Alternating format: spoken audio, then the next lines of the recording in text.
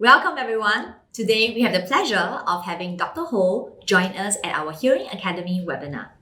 Good morning, Dr. Ho. Thanks for joining us today at our WSA Hearing Academy webinar.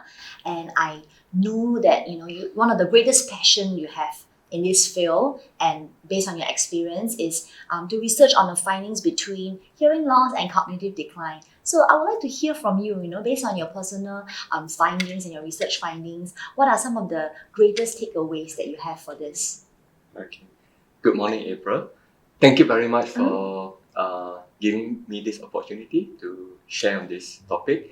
I think on the research side, to summarize, within Singapore, if you look at the population of patients that we see in the hospital, right? For those patients with hearing loss who accept hearing aids, the profile of the patients is quite interesting. We have found that they have quite advanced hearing loss. Advanced. Yeah, almost severe. And what do I mean by that is that if you look at their audiogram, the average thresholds would be 67 decibel. 67. Yeah, and that's in the back of hearing ear. Yeah. Wow. Yeah, and the average age for those who accept hearing aid is about 70.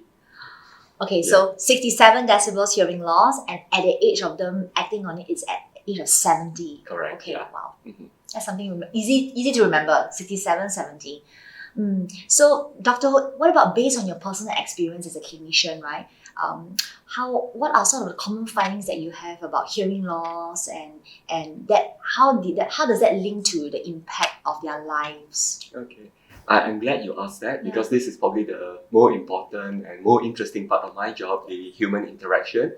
Right, so I must have seen hundreds of patients over the years, and there are certain common trends, certain traits with these patients, and usually they will come with their caregivers. It could be their children or grandchildren. Because the patients, some of them are quite elderly by the time they present.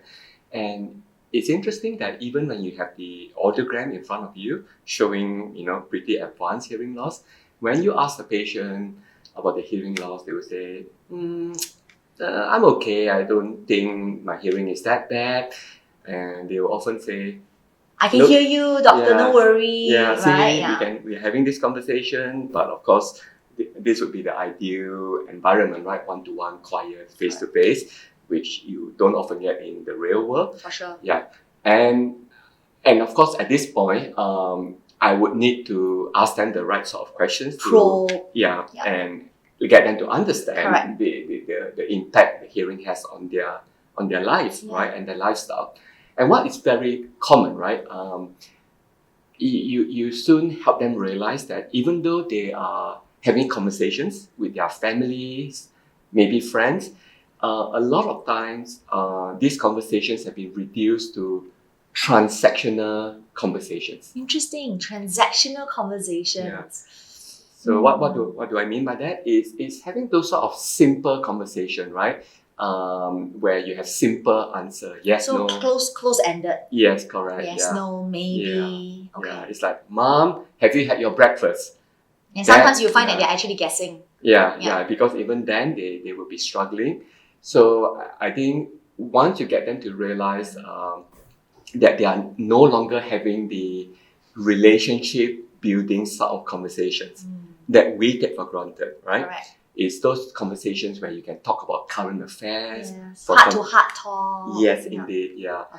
Gossip. Indeed, telling jokes. That's right. Talking about current affairs like the war in Ukraine, things like that. So they would then realize, gosh, it's been 10 years since I had these sort of conversations with my children. And I think that would be the point that it clicks that, hey, yes, they are communicating, but it's very limited. And then the next stage would be to help them realize the impact this has on their relationship. Yes, that's right.